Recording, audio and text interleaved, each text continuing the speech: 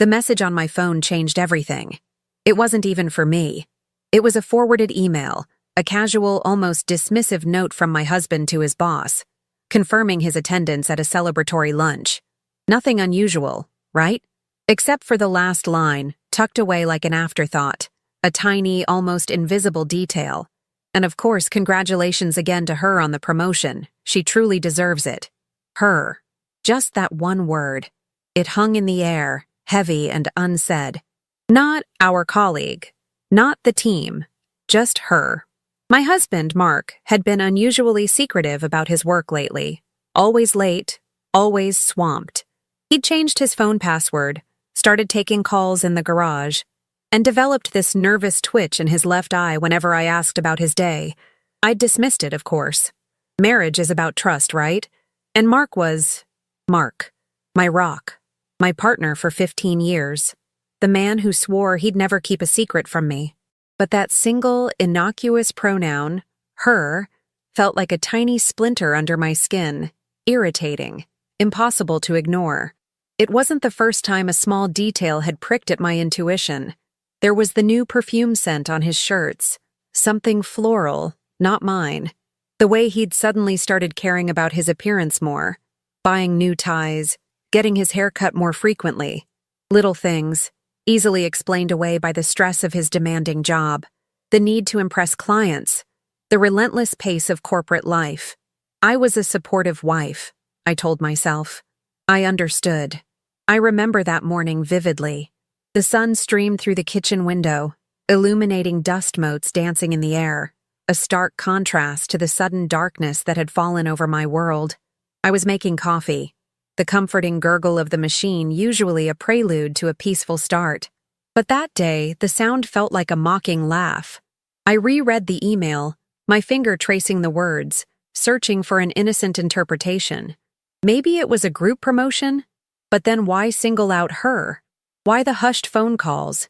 Why the sudden, almost frantic need for privacy? A cold dread began to coil in my stomach. It wasn't just suspicion.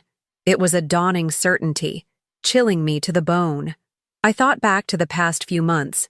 Mark's increasing detachment, the way his eyes would glaze over when I spoke about my day, the casual touches that had become less frequent, less loving. He'd always been a man of routine, predictable, reliable. Now he was a ghost in our own home, present physically but absent emotionally. He'd blame it on stress, on the pressure to climb the corporate ladder, on the sheer exhaustion of building a future for us. And I, ever the understanding wife, bought it. Hook, line, and sinker. My mind raced, replaying every recent interaction, every subtle shift, the way he'd flinched when I'd playfully tried to grab his phone, the sudden interest in a new restaurant that was just around the corner from work, the late-night meetings that stretched into the early hours, always with a vague explanation that left me feeling more confused than reassured. I'd always been a rational person, grounded in logic. But this feeling, this visceral unease, bypassed all reason. It was a primal alarm bell screaming in my head. I went to my laptop, my fingers trembling as I typed. I needed a name. Her. Who was her? I remembered Mark mentioning a new hire, a brilliant young woman who was really shaking things up at the office. He'd spoken about her with an almost unnerving enthusiasm, a spark in his eyes I hadn't seen directed at me in months. He'd called her a force of nature, a true innovator. At the time, I'd been proud of him, proud that he was surrounded by such talent. Now, those compliments echoed in my ears like a sinister premonition. I found her LinkedIn profile. The photo smiled back at me, a woman with bright, ambitious eyes and a confident, almost defiant posture. Her name was Sarah, and right there, under her current position, it said, promoted to senior director. The same promotion Mark had mentioned. The same her. My breath hitched. It was all there, laid out in cold digital print. The pieces clicked into place with a sickening thud. The late nights, the secretive calls, the sudden obsession with his appearance, the emotional distance. It wasn't stress. It was Sarah. The coffee machine gurgled again, finishing its cycle, but I didn't move. My hands were still, clenched into fists. A wave of nausea washed over me, followed by a surge of something hot and unfamiliar. It wasn't just sadness. It was a searing, incandescent rage. Rage at Mark for his betrayal, for his lies, for making me feel like a fool. Rage at Sarah for invading my life, for taking what was mine. And a profound, aching sorrow for the naive woman I had been, blindly trusting, utterly devoted. I stood there for a long time, the aroma of fresh coffee slowly filling the kitchen, a cruel mockery of domestic peace. The sun continued to shine, oblivious to the storm raging inside me. I felt a strange calm descend, a cold, clear focus replacing the initial shock. They thought they were so clever, so discreet. They thought the office, with its bustling anonymity and corporate jargon, was the perfect hiding place for their little secret. They thought I was too busy, too trusting, too blind to notice. They were wrong. So incredibly wrong. In that moment, standing in my sunlit kitchen, the email still glowing on my phone screen, I made a silent vow, a promise whispered not to the air, but to the deepest, most wounded part of my soul. They had discarded me, had treated my trust as something worthless. But I was not worthless. I was not invisible. And I would make sure they understood that, in a way, they would never, ever forget. The game had just begun, and I was about to show them exactly what a woman scorned, a woman awakened, was capable of. The gift was already forming in my mind, a perfectly wrapped package of poetic justice, ready to be delivered. The initial shock of discovering Sarah's profile quickly morphed into a suffocating blanket of humiliation. It wasn't just the betrayal, it was the sheer audacity of it. The way Mark had woven his deception into the very fabric of our shared life.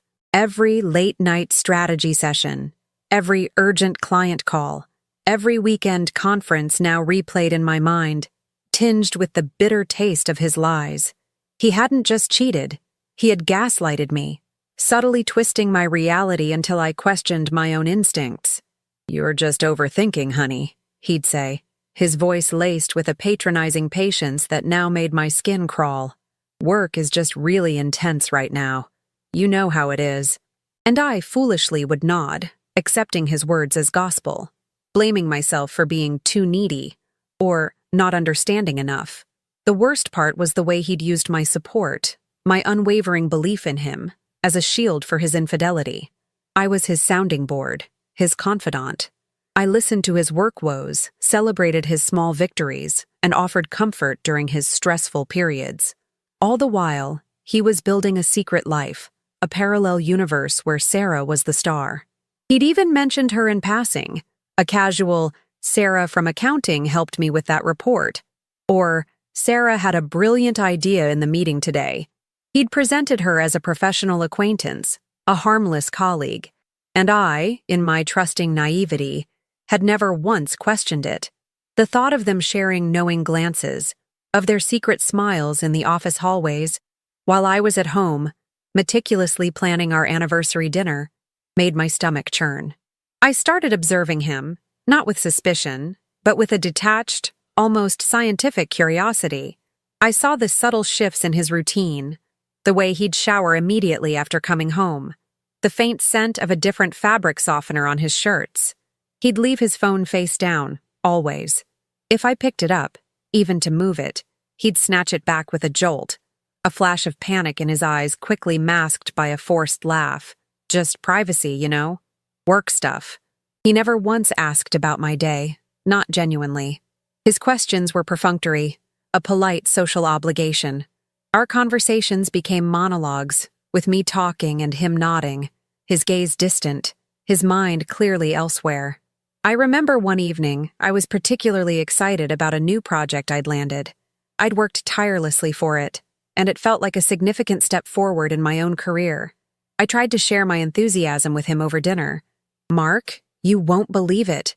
I finally got the green light for the—" He cut me off, mid-sentence. "Oh, that reminds me," he said, not even looking up from his plate. "Sarah mentioned they're thinking of expanding her department. She's really making waves." My excitement shriveled. It was always about her. Always. I felt myself shrink, becoming smaller, more insignificant in his eyes with every passing day. It was as if I was slowly being erased from our shared narrative, replaced by this vibrant, ambitious other woman who now occupied his thoughts, his time, his emotional energy. The silence of our friends and family was another layer of pain. We had a close-knit group, people we'd known for years. Did they see it? Did they suspect? Or was Mark just that good at hiding it? His parents, always so fond of me, seemed oblivious. My own parents, living states away, were too far to notice the subtle cracks in our facade. I felt utterly alone, trapped in a gilded cage of my own making, watching my life unravel, while everyone around me continued as if nothing was wrong. The thought of confiding in anyone felt like admitting defeat, like airing my dirty laundry for public consumption. So, I suffered in silence, my heart a raw, exposed nerve.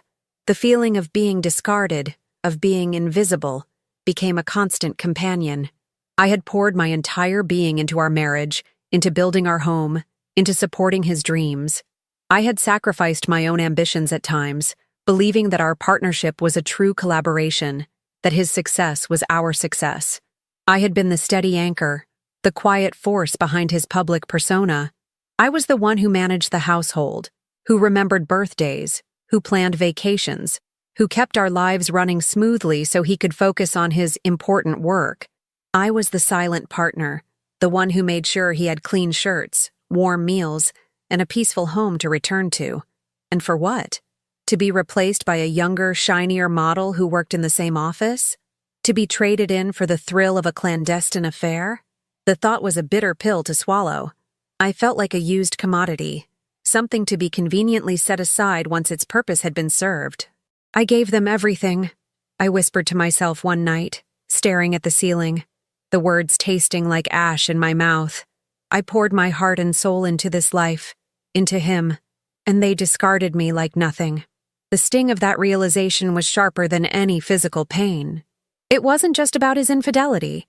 It was about the profound disrespect, the utter disregard for my worth, my love, my very existence. The irony was not lost on me. He thought he was so clever, so sophisticated, conducting his secret life right under my nose, right under the fluorescent lights of his corporate fortress. He believed the office was his impenetrable sanctuary, a place where he could be someone else, someone exciting and unencumbered by the mundane realities of a long-term marriage. He was so confident in his deception, so arrogant in his belief that I would never see through his carefully constructed lies. He underestimated me. He underestimated the quiet woman who had stood by him for so long, the one who knew his habits, his tells, his every subtle shift. He thought I was just the wife, the background character in his grand narrative. But the background character was about to step into the spotlight. The woman they had discarded like nothing was about to remind them exactly who she was. The anger, once a searing flame, began to cool, hardening into a resolve as sharp as a newly honed blade. The tears had dried, replaced by a steely glint in my eyes. The helplessness had vanished, replaced by a quiet determination. They wanted to play games? Fine. I was about to show them that I was a master strategist, and the chessboard was about to be flipped. The moment the tears stopped, something shifted inside me. It wasn't an explosion of rage, not a dramatic confrontation, but a quiet, chilling transformation. The pain, once a suffocating weight, began to crystallize into something else entirely, a meticulously crafted strategy. I wasn't going to scream or throw things. That would be too easy for them, too satisfying for their twisted narrative of the hysterical wife. No, I was going to be precise, surgical. They wanted to play a game of deception. I would play a game of chess, and I was already several moves ahead. My first step was to become an invisible observer. I watched Mark, not as his wife, but as an investigator. I noted his patterns, the exact time he left for work, the specific coffee shop he frequented, the late-night conference calls that always seemed to coincide with a sudden need for him to be alone in his office. I started tracking his expenses, not just the obvious ones, but the smaller, seemingly insignificant charges. a new restaurant bill for two, a flower delivery to an unfamiliar address, a weekend getaway to a boutique hotel that he'd dismissed as a work retreat. He was sloppy, arrogant in his belief that I would never look. He thought my trust was a weakness. It was, in fact, my greatest strength. I remembered something from years ago, a small detail that now felt like a divine intervention. When Mark first started his company, he was struggling financially. I, fresh out of business school with a small inheritance from my grandmother, had invested heavily, becoming a silent partner. My name was on the original incorporation papers, a fact he'd conveniently forgotten, or perhaps hoped I had. He'd always handled the finances, assuring me it was too complex for me to bother with. But I had kept copies of everything: the initial investment documents, the partnership agreements, even the original business plan I had helped him draft. These weren't just papers. They were my leverage, my silent weapon. My ally wasn't a person, not yet. It was data. I became a digital detective. I found an old, unused tablet of his, still logged into some of his less used accounts. Through it, I discovered a treasure trove: old emails, cloud storage files, even a shared calendar. The calendar was particularly damning. It wasn't just work meetings. It was filled with coffee with S, dinner at the bistro, weekend planning. The initials S were everywhere, intertwined with his professional schedule. He had hidden her in plain sight, integrating their illicit rendezvous into his work life, thinking it would be indistinguishable from legitimate business. The acidic humor of it all almost made me laugh. He was so proud of his efficiency. I also remembered a conversation I'd had with a former colleague of Mark's, a woman named Clara, who had left his company a few months prior. She'd hinted at a toxic environment and unethical practices within the senior management, specifically mentioning Mark's inner circle. At the time, I'd dismissed it as sour grapes. Now, Clara's words echoed with new meaning. I discreetly reached out to her, framing my questions carefully, pretending to be interested in industry insights. Clara, unknowingly, provided me with a goldmine of information. Details about company policies, internal investigations that had been swept under the rug, and whispers of Mark's questionable financial dealings within the company. She even mentioned a specific clause in their employee contracts regarding moral conduct and conflicts of interest. It was all falling into place. The idea for the gift solidified as I pieced together the puzzle. Sarah's promotion day. It wasn't just a day of triumph for her. It was a public affirmation of her ascent, a moment of peak vulnerability for both of them. It had to be delivered personally, in front of witnesses. It had to be something that couldn't be denied, something that would expose their deception in the most undeniable way. I needed a grand gesture, a theatrical reveal that would leave no room for doubt or damage control. I spent weeks meticulously preparing. I compiled a dossier, a thick binder filled with printed emails, screenshots of texts, financial records, and the damning calendar entries.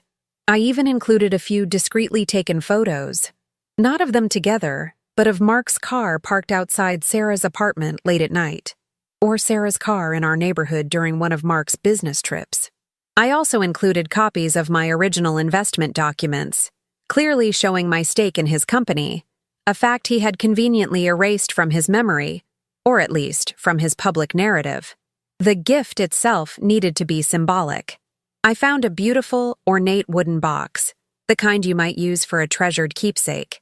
Inside, I placed the dossier, along with a single, perfectly preserved white rose, a symbol of purity, now tainted. And on top of it all, a small, elegant card. The message? Simple, devastatingly polite. For your special day, may your new position bring you all the honesty and transparency you deserve, from a very old friend. The irony was delicious. My emotional state during this period was a strange mix of cold calculation and simmering satisfaction. There were moments of doubt, of course, moments where the pain would resurface, threatening to overwhelm me. But I pushed it down, channeling it into fuel for my plan. I thought about all the times I'd felt invisible, discarded, all the times I'd swallowed my pride and accepted his lies. This wasn't just about revenge. It was about reclaiming my dignity, my voice, my very self. I practiced my delivery in front of the mirror, my expression carefully neutral, my voice steady. I envisioned the scene, the congratulatory buzz of the office, the unsuspecting smiles, and then my entrance. The moment of recognition, the slow dawning of horror on their faces. I wanted to see it, to savor it. This wasn't about violence. It was about exposing the truth, about letting their own actions be their undoing. They thought they were so intelligent, so capable of manipulating the world around them. They were about to learn that true intelligence lay not in deception, but in the quiet, methodical pursuit of justice. I was ready. The day arrived with an almost theatrical flourish. The sky was a brilliant, cloudless blue, a stark contrast to the storm brewing inside me. I dressed meticulously, choosing an outfit that was professional, elegant, and utterly devoid of any hint of distress. My hair was perfectly styled, my makeup flawless. I looked like a woman who had simply stopped by an office, not a woman about to detonate a carefully constructed bomb. The ornate wooden box, wrapped in understated silver paper, felt surprisingly light in my hands, despite the weight of its contents. I arrived at Mark's office building precisely at 2 p.m., the time I knew the celebratory lunch for Sarah's promotion would be winding down, and the senior staff would be returning to their desks, still basking in the glow of corporate camaraderie. The lobby was sleek, modern, filled with the hushed hum of ambition. I walked with a confident stride, my heels clicking softly on the polished marble floor. The receptionist, a young woman with a perpetually harried expression, looked up. "Good afternoon," I said, my voice calm and clear. "I'm here to deliver a gift for Mark and Sarah. It's a surprise for Sarah's promotion." Her eyes widened slightly, a flicker of curiosity. "Oh, are you family?" she asked, clearly trying to place me. "Something like that," I replied, offering a polite, almost imperceptible smile. "Could you direct me to Mark's office? I'd like to deliver it personally." She hesitated for a moment. Then, perhaps swayed by my composed demeanor and the innocent-looking package, pointed me toward the executive floor. "They should be back from lunch soon. Mark's office is down that hall, second door on the left." I took the elevator up, the ascent feeling like a slow-motion climb to a precipice. My heart hammered against my ribs, but my hands remained steady. This was it, the culmination of weeks of silent suffering, of meticulous planning. I stepped out onto the executive floor. The air was thick with the scent of expensive coffee and ambition. I could hear muffled laughter from down the hall, the sound of a celebratory mood. Perfect. I found Mark's office door slightly ajar. Through the gap, I could see him, leaning back in his chair, a smug, satisfied expression on his face. And there, perched on the edge of his desk, was Sarah, her arm casually draped over his shoulder, a wide, triumphant smile plastered across her face. They were laughing, sharing some intimate joke, completely oblivious to the impending storm. And then I saw him, Mr. Harrison, the CEO, a formidable man known for his strict ethical code, standing near the window, a glass of champagne in his hand, clearly part of their private celebration. I pushed the door open fully, stepping into the room. The laughter died abruptly. 3 pairs of eyes snapped towards me, their expressions shifting from jovial to stunned in a heartbeat. Mark's face went from smug satisfaction to a ghastly shade of white. Sarah's triumphant smile dissolved into a look of pure, unadulterated horror. Mr. Harrison, however, merely raised an eyebrow, a polite, questioning look on his face. He didn't know me, not personally. Not yet. "Good afternoon, everyone," I said, my voice carrying a surprising lightness. I walked towards them, the silver-wrapped box held out in front of me like an offering. "I hope I'm not interrupting. I just wanted to personally deliver a small token of congratulations for Sarah's promotion." I looked directly at Sarah, my gaze unwavering. And for Mark, of course, for all his support. Mark found his voice, a strangled whisper. "What are you doing here?" I ignored him, turning my attention to Mr. Harrison. "Mr. Harrison, it's a pleasure to finally meet you. I'm Mark's wife." I extended the box towards Sarah. "This is for you, Sarah. From a very old friend." Sarah's eyes darted between me and Mark, then to the box. She looked terrified, her hands trembling slightly as she took it. Mark was on his feet now, his face a mask of panic. "Darling, what is this? This isn't the time." "Oh, but it's precisely the time, Mark," I interjected, my voice still calm, but with an edge of steel. "It's a celebration, isn't it? And what better way to celebrate than with honesty and transparency?" Sarah, still frozen, slowly began to unwrap the gift. Her fingers fumbled with the paper, revealing the ornate wooden box. As she lifted the lid, her breath hitched. The white rose sat atop the thick dossier. She pulled out the rose, then the binder. Her eyes scanned the first page, then the next, and the next. The color drained from her face, leaving her ashen. "What is this, Sarah?" Mr. Harrison asked, his voice now sharp, his polite curiosity replaced by a sudden chilling suspicion. He stepped closer, peering over her shoulder. Sarah couldn't speak. She just stared at the documents, her eyes wide with terror. Mark, meanwhile, was trying to grab the binder from her, his movements frantic. "Give me that. It's nothing, Mr. Harrison, just some personal papers." "Personal papers?" I scoffed, a hint of acidic humor finally breaking through my composure. "Or perhaps, Mr.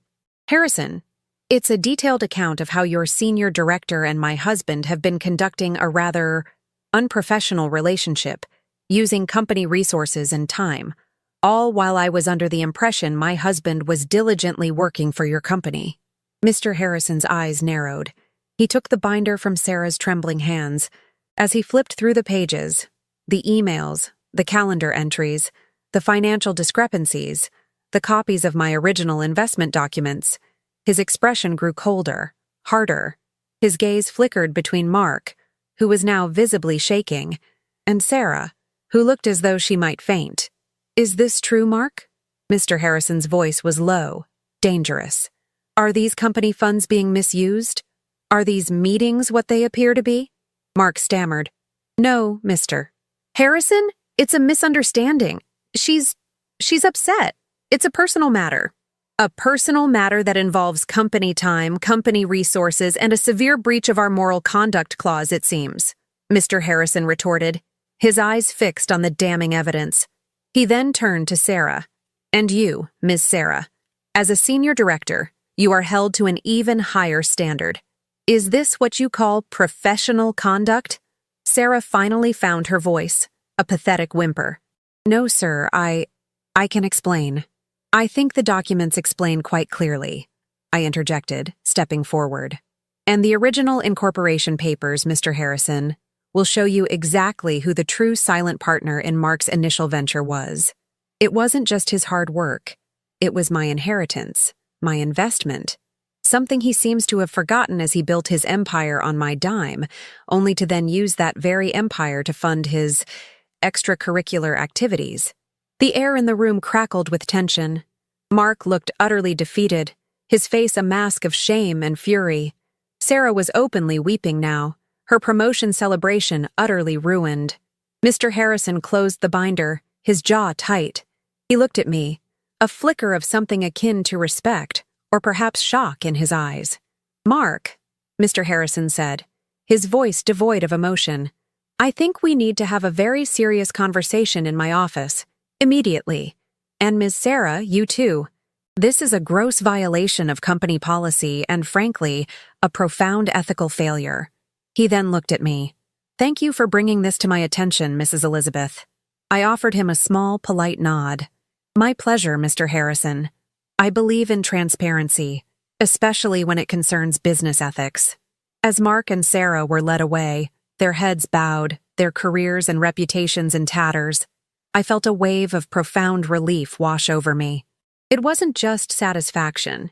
It was a deep, cleansing catharsis. They had thought they were untouchable, hiding their deceit behind corporate walls.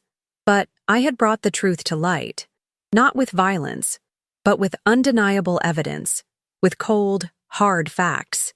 The office, their supposed sanctuary, had become their downfall, and I, the discarded wife, had been the one to deliver the final, perfectly wrapped blow. The aftermath was swift and brutal, as I had meticulously planned. Within days, Mark was terminated from his position, not just for the affair, but for the financial improprieties I had exposed. The misuse of company funds, the questionable expenses disguised as business trips. Sarah, too, was fired. Her promising career extinguished before it truly began.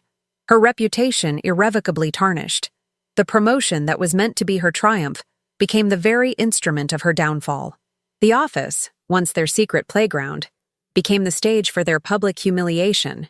The divorce proceedings were surprisingly quick, expedited by the overwhelming evidence I possessed. Mark, stripped of his job, his reputation, and his leverage, had little choice but to agree to my terms. The house, the significant portion of his company that was legally mine due to my initial investment, and a substantial settlement, it all became mine. Not out of greed, but out of a fierce need for justice, for what was rightfully owed to me after years of silent sacrifice and profound betrayal. He lost everything he had built, not because I destroyed it, but because he had built it on a foundation of lies and deceit. Life after the storm settled into a new, unexpected rhythm. The initial days were a strange mix of exhilaration and exhaustion. The adrenaline that had fueled my meticulous planning slowly receded, leaving behind a quiet hum of peace. I realized how much emotional energy I had been expending, trying to maintain a facade, trying to ignore the growing chasm in my marriage. Now, that energy was mine again, to reinvest in myself. I didn't feel a triumphant glee, not truly. There was a deep satisfaction, yes, a sense of poetic justice served. But beneath it, a lingering sadness for the years lost, for the trust shattered beyond repair. The woman I had been, trusting, perhaps a little too naive, was gone. In her place stood someone stronger, more resilient, but also undeniably scarred. The experience had carved out a new space within me, a space for self-reliance and an unwavering belief in my own intuition. I started focusing on my own career, something I had often put on the back burner. With the financial security I now had, I could pursue projects that truly interested me, without the pressure of needing to contribute to a shared household. I renovated the house, transforming it from our home into my sanctuary, each new piece of furniture, each fresh coat of paint, a symbol of my reclaimed independence. The silence in the house, once deafening, now felt like a comforting embrace. I occasionally heard whispers about Mark and Sarah. He struggled to find new employment, his name now synonymous with scandal in his industry. Sarah, too, vanished from the corporate scene, her ambition likely crushed under the weight of her public fall from grace. I didn't seek them out, didn't revel in their misfortune. Their consequences were their own to bear. My focus was on rebuilding, on healing, on moving forward. There were moments, of course, when a memory would surface. A shared laugh, an old photograph, a fleeting scent, and a pang of nostalgia would hit. It wasn't for him, not truly, but for the innocent version of myself, the one who believed in fairy tales and unwavering loyalty. But those moments were fleeting, quickly replaced by a profound gratitude for the clarity I now possessed. I had faced the darkness, navigated the betrayal, and emerged not broken, but whole, albeit in a different, stronger form. My relationships with friends and family slowly mended, as I cautiously began to share parts of my story, not with bitterness, but with a quiet strength. They saw the transformation in me, the newfound confidence, the serene resolve. I learned that true strength wasn't about avoiding pain, but about enduring it, learning from it, and using it as a catalyst for growth. The white rose I had placed in the box, a symbol of tainted purity, now felt like a distant memory. My garden, once neglected, now bloomed with vibrant colors, a testament to new beginnings. I often sat there, sipping my morning coffee, watching the sunrise, feeling the warmth on my skin. The air was clean, fresh, unburdened by secrets. And as I looked out at the world, a profound sense of peace settled over me. I had lost a husband, but I had found myself. I had been discarded, but I had risen. And in the quiet solitude of my new life, I knew with absolute certainty that the greatest revenge was not the downfall of others, but the triumph of one's own spirit. They thought they could bury me, but they didn't know I was a seed. And that wraps up today's story. Now we want to hear from you. Where are you watching from? Drop your city or country in the comments, and let's see how far these stories reach. If this story moved you or gave you chills, give it a like, share, and subscribe for more powerful stories. One last thing, rate the story from 1 to 10 in the comments. Your feedback helps us bring you even better ones next time. Thanks for watching. We appreciate you being part of this storytelling journey.